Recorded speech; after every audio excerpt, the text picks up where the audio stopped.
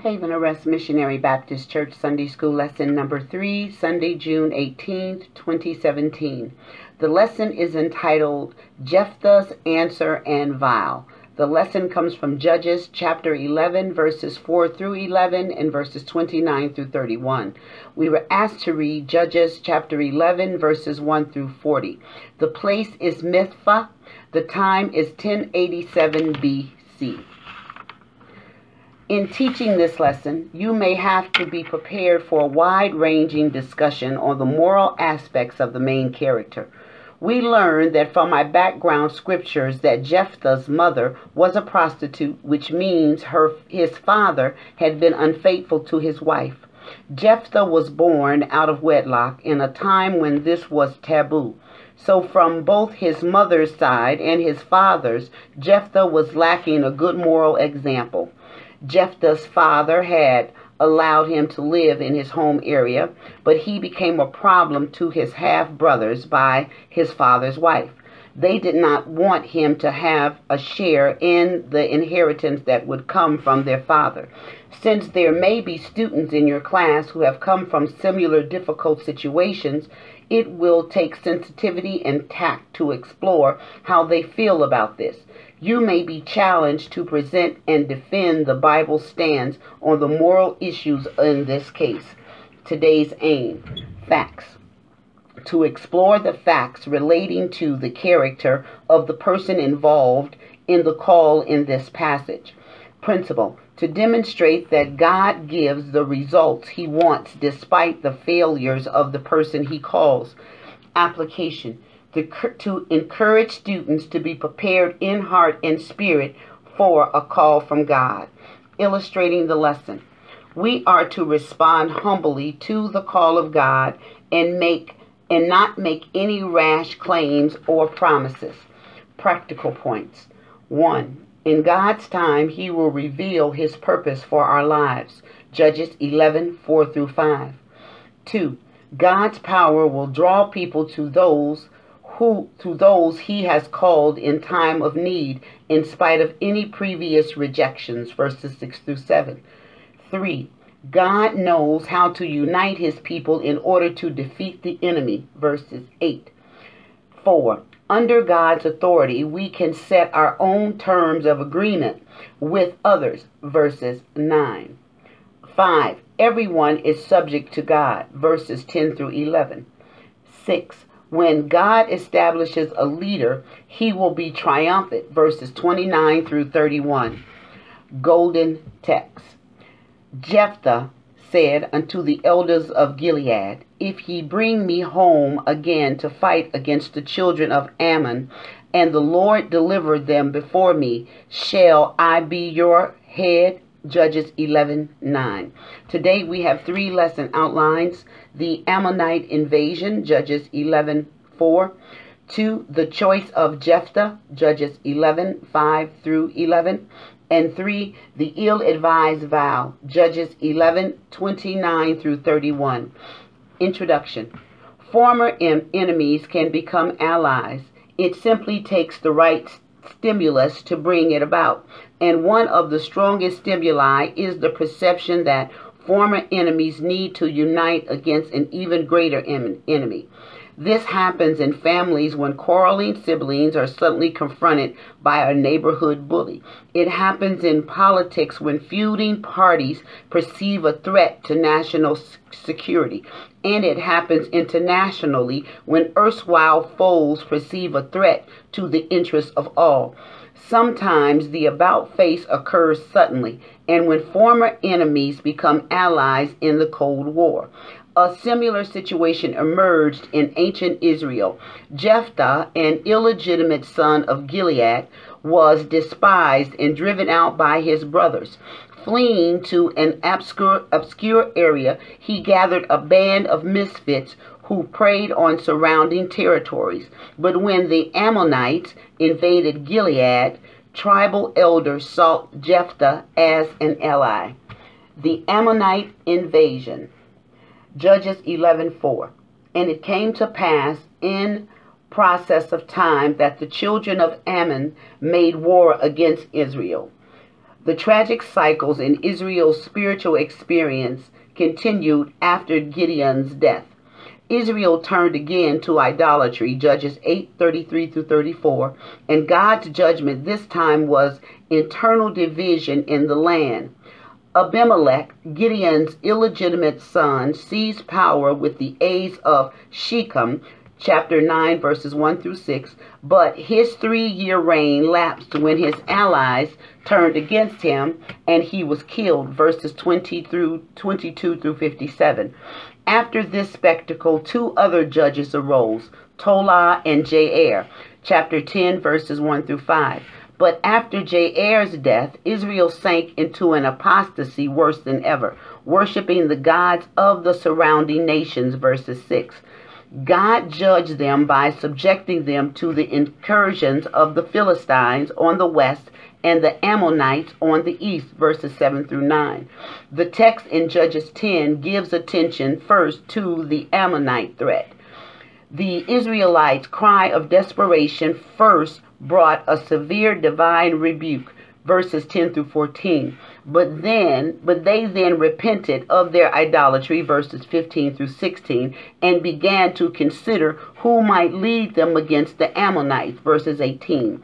They agreed that the man they chose would be the ruler over all Gilead, the Transjordan region inhabited by Reuben, Gad, and half of Manasseh.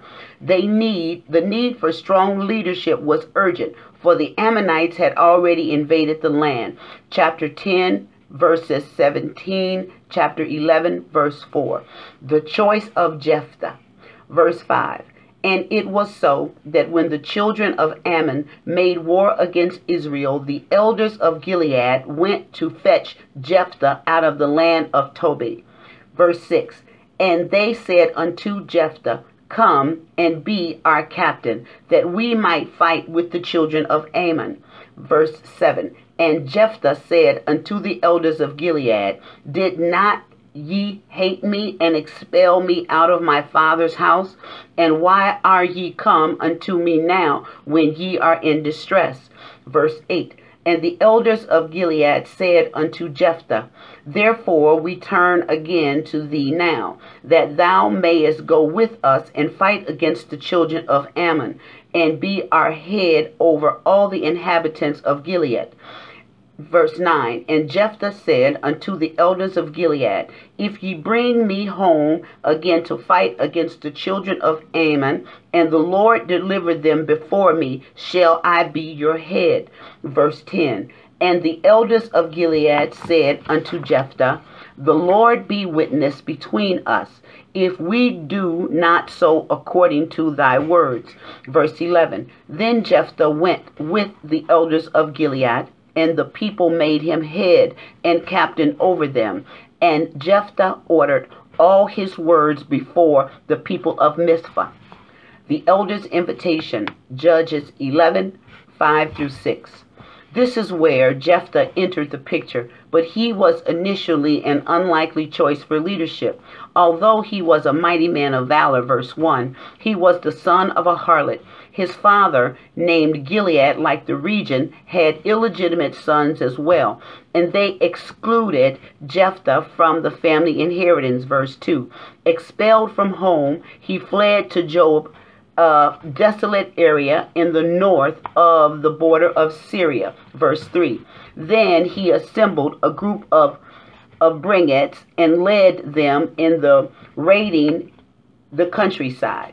Jephthah's exploits became widely known, and when the Ammonite threat became severe, he appeared to be the only person capable of defeating them. So the elders of Gilead went to Jobi to seek his assistance. The term elders can refer to any aged person, so it is unclear what these men's official status was. They were probably the same as the princes of Gilead in Judges 10:18. Since Gilead is not a tribal name, they most likely represented all the Transjordan tribes. The elders invited Jephthah to return saying, "Come and be our captain, that we may fight with the children of Ammon." Judges 11:6. The word for captain is primarily a military term, though it is clear from their earlier use of the word. Head, chapter 10, verse 18, that they also had political leadership in mind. This was truly a remarkable offer to one who previously had been regarded as a social outcast. It was clearly a sign of desperation. Jephthah's objection. Judges 11:7. Jephthah's bitter response to the elders is understandable in light of his previous experience. "Did not ye hate me and expel me out of my father's house?" It was technically his half-brothers who had expelled him, but he had held the elders responsible. They may have added legal weight to the brothers' decision. At least they had done nothing to hinder it.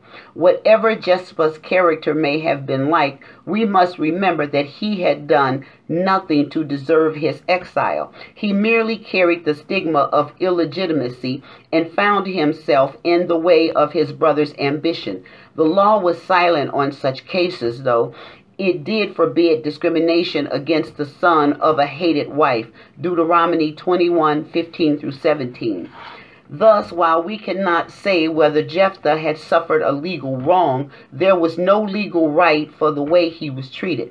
What happened was due to hatred, and the elders had acquiesced to it. He therefore held them culpable, along with his half-brothers.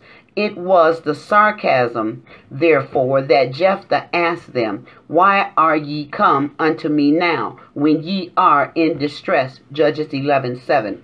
We might paraphrase it this way: "I was not good enough for you before. Why am I so important to you now?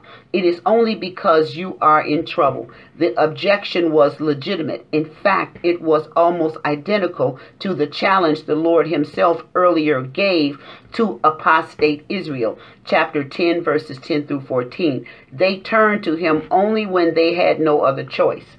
Commitments born of convenience or desperation are at best fragile and apt to be broken when the immediate crisis is past.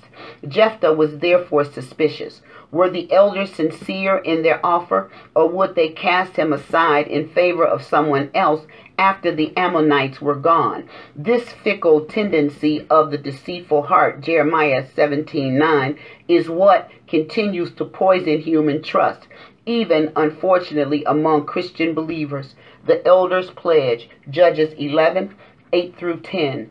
It must have embarrassed the elders of Gilead to be caught in their hypocrisy. They had no answer.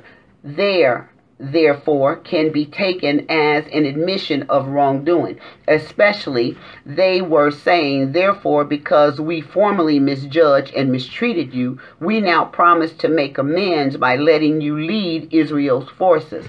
They would go even further. They would also install Jephthah as the ruler over all the people of Gilead.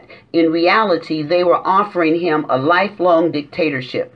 It is an index of their desperation that they would rather be under the absolute rule of an outcast Israelite raider than under the rule of Ammonite raiders. A study of dictatorships reveals that it is always dire circumstances that bring dictators to power. Sometimes it is the threat of foreign invasion. Other times it is the weakness or collapse of an existing government or the failure of an economic system. People refuse to live for long in chaos. Anything that will restore stability is attractive. Sadly, the alternatives they chose often prove to be worse. Apparently, Jephthah was skeptical of this promise. He pressed the leaders further. "If ye bring me home again to fight against the children of Ammon, and the Lord deliver them before me, shall I be your head?" Judges 11:9.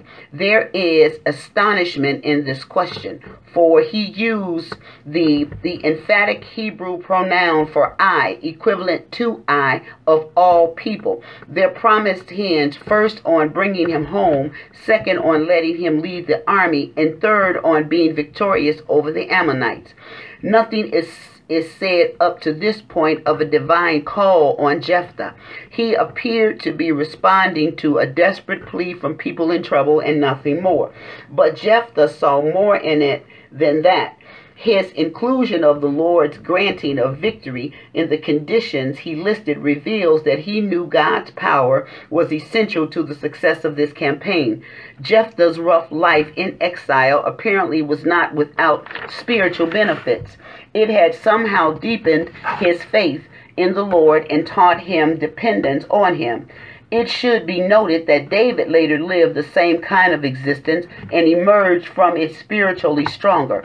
Jephthah still had flaws, as we shall see, but he did have a basic understanding of the Lord's special relationship with Israel. Judges 11:21, 23 through 24. Thus, although these negotiations appear to be a purely human transaction, the Lord was directing them. In the end, it was he who worked in Jephthah to bring victory. Verses 29 through 32. These studies in Judges remind us that God is not limited either in the kind of deliverer he chooses or in the method by which he calls the person. Each episode in Judges is unique, but God's sovereignty is evident in all. The elders responded to Jephthah's question with this even stronger declaration: "The Lord be witness between us if we do not so according to thy words." Judges 11:10. This constituted a solemn oath. They called the Lord as witness against themselves if they should fail to fulfill all they had promised Jephthah. Genesis 31:50, 1 Samuel 20:23. This clearly implied that they would deserve God's severe punishment if they broke their agreement. To Israelites, oaths were considered so binding that they put an end to all arguments. Hebrews 6:16. Therefore, the law required that all oaths be strictly fulfilled. Numbers 32, Deuteronomy 23:21 through 23. They were expected to swear by the Lord's name, Deuteronomy 6:13, but forbidden to swear by the name of a false god, Joshua 23:7. Swearing falsely was prohibited, Leviticus 19:12, and the punishment for doing so was severe, Deuteronomy 19:6 through 20. Regardless, by New Testament times, the Jews often use oaths indiscriminately and frivolously. Jesus condemned this, Matthew 23:16 through 22, and urged his followers to avoid oaths entirely, allowing their honest words and actions to speak for themselves, Matthew 5:34 through 37, James 5:2. Nevertheless, Paul deemed it necessary to invoke God as his witness before potentially skeptical readers, 2 Corinthians 11:31, Galatians 1:20.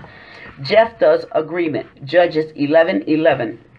Now convinced of their sincerity, Jephthah accompanied the elders back to Gilead, where the people made him head and captain over them. The elders' proposal was now ratified by the general populace. The two titles given signify, as already noted, the combination of civil and military power conferred on him. This ceremony took place at Mizpah. Several places with this name, which means watchtower, appears in the Old Testament. This one in Gilead is probably the same one in which Jacob and Laban had made their vow of peace. Genesis 31:48 through 52. Jephthah made this place his home from this time on. Judges 11:34. The statement that Jephthah repeated his agreement in the presence of the Lord tells us at least two things. First, Jephthah responded to the oaths of the elders and people with an oath of his own, committing himself to his new responsibilities. Second, his installation was a spiritual matter with the Lord as witness. Jephthah thus recognized that his call came from God himself. The ill-advised vow. Verse 29. Then the Spirit of the Lord came upon Jephthah, and he passed over Gilead and Manasseh, and passed over Mizpah, of Gilead, and from Mesphah of Gilead he passed over unto the children of Ammon. Verse 30. And Mesphah vowed a vow unto the Lord, and said, If thou shalt without fail deliver the children of Ammon into my hands, verse 31, then it shall be that whatsoever cometh forth of the doors of my house to meet me, when I return in peace from the children of Ammon, shall surely be the Lord's, and I will offer it up for a burnt offering. The Lord's provision, Judges 11:29. Although the Ammonites had invaded, Jephthah did not immediately attack them. He first tried to persuade them to withdraw from land that was not rightfully theirs. His negotiations, verses 12 through 27, exhibited a remarkable, accurate understanding of Israel's history and land claims. The Ammonites, however, refused to be persuaded. Verse 28. Now Jephthah, strengthened by the Spirit of the Lord for his military campaign, crisscrossed the Transjordan territory recruiting troops. Gilead included Reuben and Gad. Manasseh is mentioned separately because most of it lie north of Gilead in Bashan. He mustered them to Mesphah, the main encampment, and from there they moved eastward to engage the Ammonites. The Lord blessed them with a resounding victory. Jephthah's vow, Judges 11:30 through 31. A tragic note mars this story of joyous success. Before leaving Mesphah, Jephthah vowed that if the Lord gave victory over the Ammonites, he would offer as a burnt offering whatsoever cometh forth of the doors of my house to meet me. Although he intended this as an act of devotion, it reveals his abysmal ignorance of God's laws. What did Jephthah expect to happen when he returned? Did he believe an animal would first come out to meet him, and would it be a clean animal suitable for a burnt offering? We can only conclude that Jephthah, though zealous for God's glory, was woefully ignorant of his character and will. He suddenly awakened to the tragic consequences of his vow when his daughter, an only child, came out joyfully to greet him. His joy turned to grief and his victory to humiliation. Judges 11:34 through 35.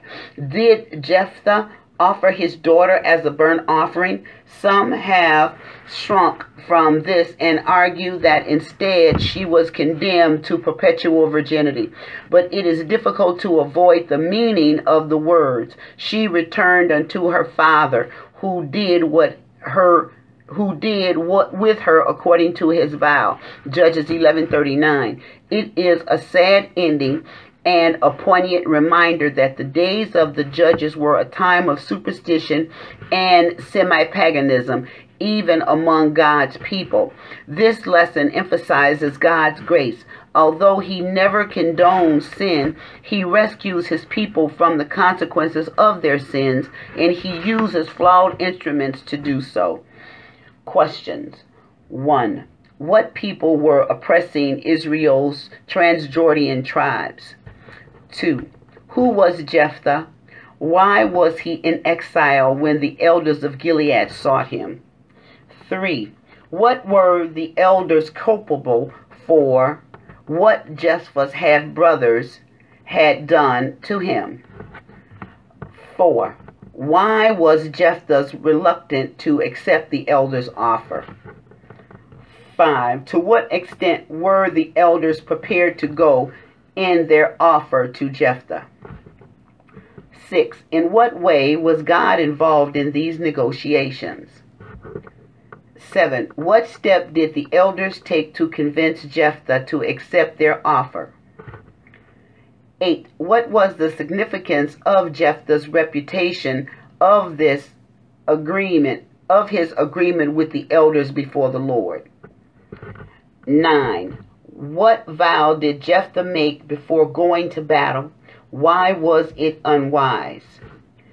10. How did Jephthah fulfill his regrettable vow? This concludes the Sunday school lesson for Sunday, June 18, 2017. Thank you for listening. God bless.